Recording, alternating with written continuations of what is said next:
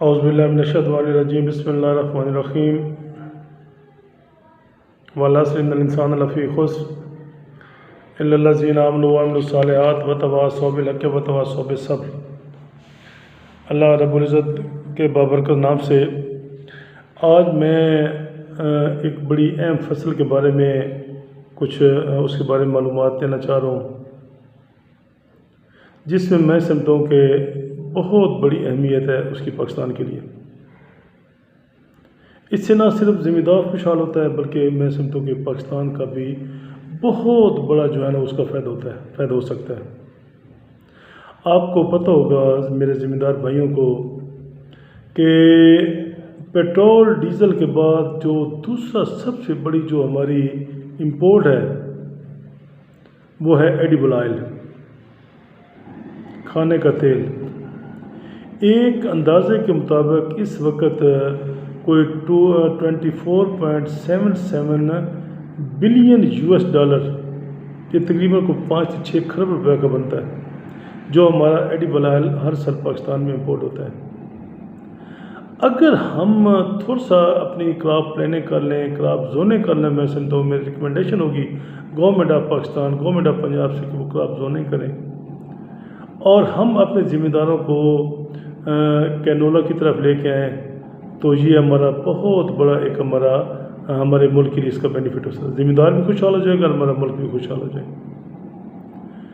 आज मैं कैनोला के हवाले से थोड़ी सी वजाहत करना चाहता हूँ कि कैनोला क्या है, इसकी सोइंग टाइम क्या है, इसका बेहतरीन सोइंग मेथड क्या है। तो ये कैनोला, अच्छा बाज़ औक़ात लोग कैनोला और मस्टर्ड में थोड़ा सा कंफ्यूज होते हैं, मतलब ऐसा नहीं है। मस्टर्ड ये भी सेम फैमिली है, कैनोला भी सेम फैमिली है, मस्टर्ड भी है, लेकिन canola is a improved mustard आप कह सकते हैं। इसमें दो एक एसिड्स होते हैं मस्टर्ड में कि जिनको एक कहते हैं एरोसिक एसिड और दूसरा कहते हैं ग्लूकोसिलेट। अब ये दोनों जो है ना ये एसिड मस्टर्ड में मौजूद होते हैं, लेकिन कैनोला में ये नहीं होते। यानी इसको आप मीठी सरसों कह सकते हैं, इन अदर वर्ड्स कैनोला। तो लिहाजा कैनोला का इसका जो बेहतरीन टाइम है वो है 15 सितंबर से लेके 15 अक्टूबर।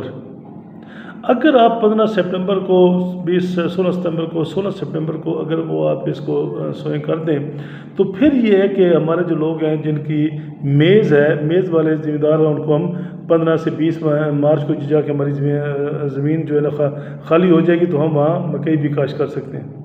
लेकिन अगर आप इसको लेट लगाएंगे तो फिर हमारे लिए ये फिर मकई की काश्त हमारे लिए पॉसिबल नहीं होगी। फिर हमें वहाँ पे वो फिर राइस लगानी पड़ेगी, उस एरिए पे राइस भी लगा सकते हैं। अच्छा, इसका जो वैराइटीज़ इसकी इंपोर्ट भी कर रहे हैं लोग, लेकिन ज़्यादा मैं समझता हूँ कि पाकिस्तान के लिए जो बेहतरीन है वो पंजाब सीड कॉर्पोरेशन जो सीड दे रही है, उसमें पीलर आया है, खानपुर आया है और पंजाब कैनोला है। मैं समझता हूँ कि जो खानपुर आया बेहतरीन आया है। मैंने पिछले सालों में बहुत ज़िम्मेदारों से इसको लगवाया भी है और उसकी हमने यील्ड भी इसके लिए बेहतरीन है। तकरीबन कोई 43 से लेकर 45 मन फी एकड़ इसकी एवरेज यील्ड है जो खानपुर आया आपका, और सस्ता भी है। और इसमें जो ऑयल एक्सट्रैक्शन जो इसका एक्सट्रैक्शन हो सकती है वो तकरीबन कोई 43-44% इसमें उसकी वो रेशो ऑयल एक्सट्रैक्शन की। हम इसे ऑयल निकाल सकते हैं 43 से 44%।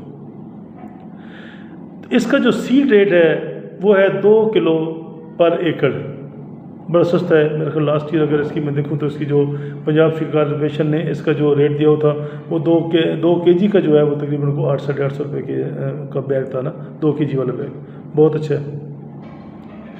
अब इसके जो सोइंग के 2 मेथड हैं। एक मेथड ये है कि आप जो उसको कहते हैं घपछड़ का तरीका होता है, जिस तरह आप सरसों वगैरह बाकी जो काश्त करते हैं, तो उसमें यह है कि इसका जो तरीका ज़मीन की तैयारी करें, ज़मीन की तैयारी करने के बाद आप पानी लगा दें और आप पानी के अंदर ही इसको छटा कर दें। अब चूँकि 2 किलो सीड है, 2 किलो सीड छटा करना थोड़ा मुश्किल होता है, उसके लिए आप 10 किलो DAP उसके साथ मिला लें।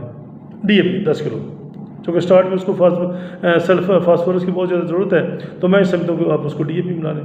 अब जब ज़मीन की तैयारी करनी है कि ज़मीन की तैयारी कर ली, चूँकि इसको फास्फोरस ज़्यादा मिकदार में चाहिए होती है स्टार्ट में उसकी ग्रोथ के लिए और जो उसका रूट को जो फैलाव के लिए, उसके लिए मैं समझता हूँ कि जो मेरा मुशाहिदा है, जो मेरा तजर्बा है, तो आप अगर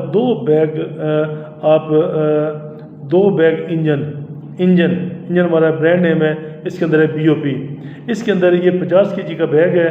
50 kg के बैग में आपका इसमें 20 किलो आपका 20% फास्फोरस है और 15% इसमें ऑर्गेनिक मैटर है। इंतहाई बेहतरीन प्रोडक्ट है। और आप जब ज़मीन की आपने तैयारी करनी है तो आपने ये सिर्फ 2 बैग इंजन जो है ना वो आप ज़मीन की तैयारी में डालें। उसके बाद आपने उसके बाद अगले तरीके हैं उसके सोए के। ज़मीन की तैयारी तक तो यहाँ ठीक है दोनों हालतों में। फिर उसके बाद ये है कि आप उसमें पानी छोड़ दें, पानी लगाने के बाद आप उसको 10 किलो DAP के साथ 2 किलो वो मिक्स करके सीड मिक्स करके तो आप उसको छट्टा दे दें और ख़त्म कर दें। दूसरा जो तरीक़ाकार है कि आप इस तरीके से आप 2 बैग जो है वो इंजन के लेके आप ज़मीन की तैयारी के पहले डाल के इंजन की आप ज़मीन की तैयारी करें। ज़मीन की उसके बाद आप 2 किलो आपका जो कैनोला सीड है प्लस आपका जो 10 किलो फास्फोरस है, आप 10 किलो आपका DAP है, आप इसको छट्टा मार के तो आप इसको फिर आप इसकी खिलियाँ भी निकाल सकते हैं और ऐसे इसको वैसे भी छोड़ सकते हैं।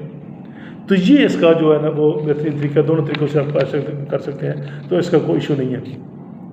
अच्छा, अब इसका ये है कि अगला जो बात है कि फिर स्टार्ट में आपकी फास्फोरस कंप्लीट होगी, आपने 2 बैग आपने इंजन डाल दिए, 10 kg आपने वो डाल दी DAP डाल दी, ये अब आपको स्टार्ट में।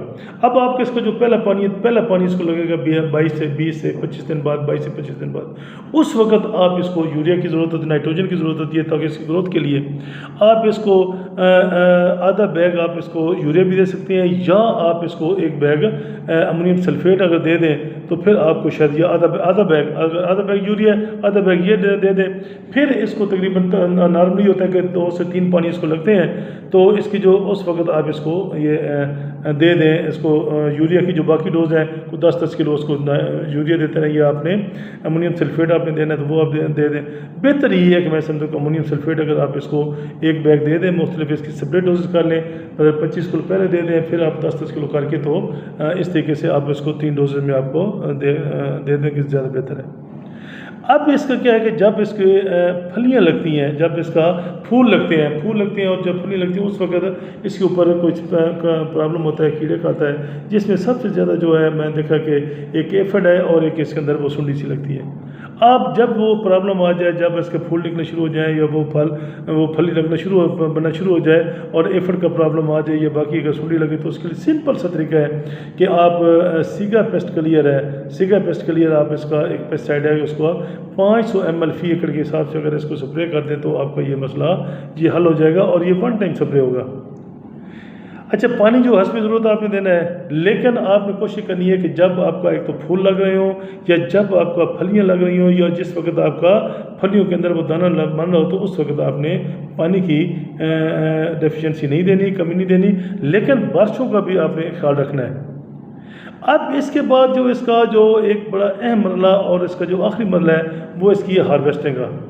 हार्वेस्टिंग में ये है कि आप इसकी पैदावार बड़ी अच्छी ले सकते हैं, लेकिन अगर आपने टाइम पे हार्वेस्ट कर लिया, और वो उसके लिए तरीका ये है कि जब आपकी 30% आपकी जो फलियां हैं वो आपकी सब्र से टूवर्ड्स ब्राउन खुश्क होनी शुरू हो गई हैं, छलियाँ अब आप महसूस करते हैं कि इसमें जो कोई 30% जो है ना वो फलियाँ पकना शुरू हो गई हैं, पकना। अच्छा, अब ये कि दो आप बाकी अगर तो आप वैरायटी को लगाएंगे तो उसमें ये होता है कि जब वो फली पकना शुरू हो जाती है तो उसका आगे से वो मुंह खुल जाता है और वो सारे दाने गिर जाते हैं, छोटे छोटे दाने होते हैं गोल गोल से, वो गिर जाते हैं।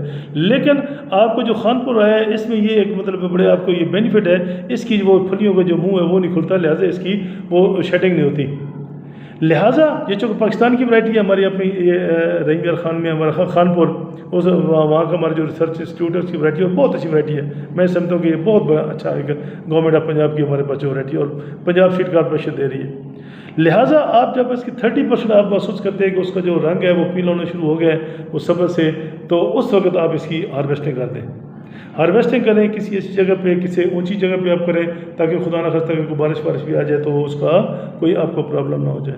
उसके बाद आप इसको हार्वेस्टर के साथ हार्वेस्टर भी कर सकते हैं, अगर थ्रेशर लगानी तो आप थ्रेशर भी कर सकते हैं। अब इसकी जो औसत पैदावार है, मैंने गुजारिश की थी जो पोटेंशियल है 45 मन से प्लस है, लेकिन मैं समझता हूँ कि अगर आपने अच्छे बीज ज़मीन की तैयारी कर ली, नीचे आपने अच्छी खाद दे ली, जो मैंने गुजारिश की है, आपका इंजन है BOP 2 बैग दे लिए, 10 किलो आपने DAP डाल ली उसके साथ बीज के साथ, फिर आपने इसको यूरिया दे लिया टाइम के हिसाब से, और टाइमली जो मैंने आपको क्रिटिकल स्टेजेस बताई हैं पानी के हवाले से, अगर आप इसमें पानी दे दिया और आपने प्लांट प्रोटेक्शन कर ली, आपने उस वक्त जब आपका जो मैंने गुजारिश की है कि जब फूल लगते हैं फलियाँ बनती हैं तो वो सुंडी का प्रॉब्लम होता है या एफिड का प्रॉब्लम होता है, तो आप उस वक्त एफिड के लिए तो आप कोई प्रोडक्ट एसिटामिप्रिड भी कर सकते हैं, और इसके साथ आप सिगा पेस्ट क्लियर कर दें तो ये आपका सारा मसला ये आपका हल हो जाएगा। आप इसकी जो मैंने देखा कि ज़िम्मेदार जो है ना वो मैक्सिमम तकरीबन कोई 30 मन 32 मन 35 मन पैदावार लेना कोई मुश्किल नहीं है। अक्सर ज़िम्मेदार मैंने जो देखा वो तकरीबन 25 मन से ज़्यादा ही पैदावार ले लेते हैं जो इन पे चीज़ों पे अमल करते हैं, और हमने लिया है। मुझे याद है कि मैंने एक दफ़ा ये भावनगर के एरिया था मरोड, वहाँ से हमने एक ज़िम्मेदार को लगवाई तो उससे 41 मन उसकी जो पैदावार आई थी फोटोबास के एरिया में 41 मन। अब मैं अगर इसे रेट का मुआवजा लगाऊं, चूँकि ये जो गंदम की पैरेलल है, एक साइड वीट है, अब मैं समझता हूँ कि वीट हर बंदा लगाता है, लेकिन कैनोला कोई बंदा लगाता है, और कैनोला लगाता भी कोई बड़ा समझदार और वाइस फार्मर है। अगर मैं इसकी आपको इकनॉमिक्स की थोड़ी सी रेशो बता दूँ तो जब इसका हार्वेस्टिंग आती है, यील्ड आती है, तो उस वक्त इसके तकरीबन को 3500-4000 रुपये मन होता है, और अगर 30 मन भी आप लगा लें तो आप अंदाज़ा लगा लें कि ये 100 मतलब लाख रुपए से लेके 120 लाख रुपए 120,000 जो है ना वो 1,20,000 रुपये पर एकड़ आपकी यील्ड आती है। और अगर जब जैसे आजकल इसका रेट मेरा ख्याल है कोई 180-85 रुपये kg है, यानी तकरीबन कोई 6,500 रुपये इसका मन बन जाता है जाके। तो फिर आप उसका अंदाज़ा लगाएं, अगर इस वक्त करेंगे तो फिर वो आप थोड़ी सी संभाल के रखेंगे, लेकिन आप उस वक्त में अगर सेल करेंगे तो आपको अच्छा प्रॉफिट देगी। तो ये मेरा मतलब एक था, इसके बारे में मेरा काफ़ी ज़िम्मेदारों के फ़ोन आ रहे थे कि आप अपने कैनोला के बारे में हमें थोड़ी सी वजाहत करें, गाइड करें। तो मेरी गुजारिश ये है कि आप ये जो मेरा चैनल है innovative agriculture by Arshad Rizvi, इसको आप लाइक करें, इसको शेयर करें, और इसका जो है ना वो जब इसको सब्सक्राइब करेंगे तो इसका जो बेल आइकॉन है वो बटन है वो आपको प्रेस कर देंगे, ताकि आपको जो है ना वो सारी जो वीडियोज़ है वो मिलती रहे जो आपके आने वाली फसलात है उसके बारे में भी। और इसके बावजूद अगर कोई सवाल हो तो आप मुझसे कर सकते हैं। थैंक यू वेरी मच, बहुत मेहरबानी। अस्सलाम वालेकुम।